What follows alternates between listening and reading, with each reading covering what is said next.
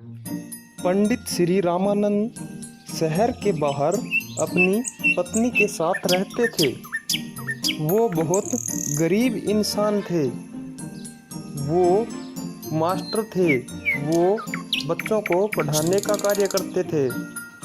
जब वो एक दिन अपने विद्यार्थियों को पढ़ाने के लिए जा रहे थे तो उनकी पत्नी ने उनसे एक सवाल किया।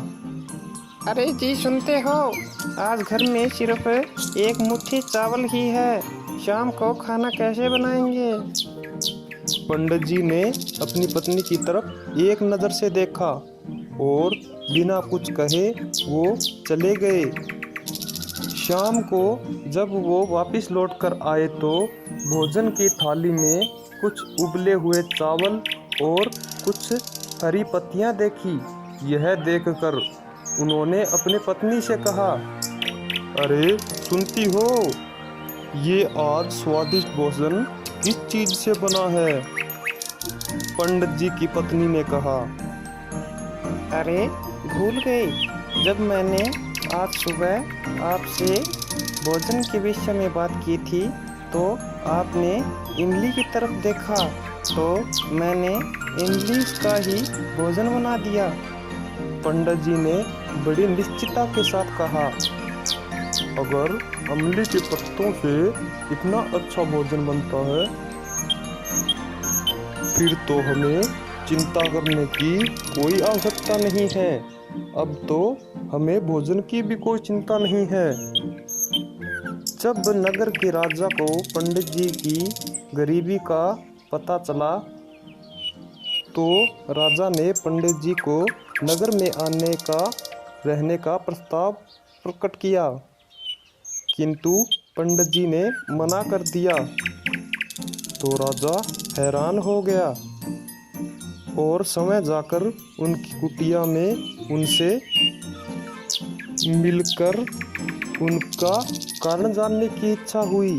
राजा उनकी कुटिया में गया तो राजा ने काफ़ी देर इधर उधर की बातें की, लेकिन वो अनसमझ में था कि अपनी बात किस तरह से पूछे। लेकिन फिर उसने हिम्मत कर पंडित जी से पूछ ही लिया, आपको किसी चीज का अभाव तो नहीं है? पंडित जी हंसकर बोले, हा हा हा हा हा, यह तो मेरी पत्नी ही जाने। इस पर राजा पत्नी की ओर आमुख हुए और उनसे वही सवाल किया। तो पंडित जी की पत्नी ने कहा, अभी मुझे किसी चीज़ का अभाव नहीं है, क्योंकि मेरे पहनने के वस्त्र इतने भी नहीं फटे हैं कि वो पहने ना जा सके, और पानी का मटका भी नहीं फूटा है कि उसमें पानी नहीं आ सके। और इसके बाद जब तक मेरे हाथों में चूड़ियां हैं, जब तक मुझे किसी चीज़ का आभास क्या अभाव हो सकता है। और फिर सीमित साधनों में भी संतोष की अनुभूति हो तो जीवन आनंदमय हो जाता है।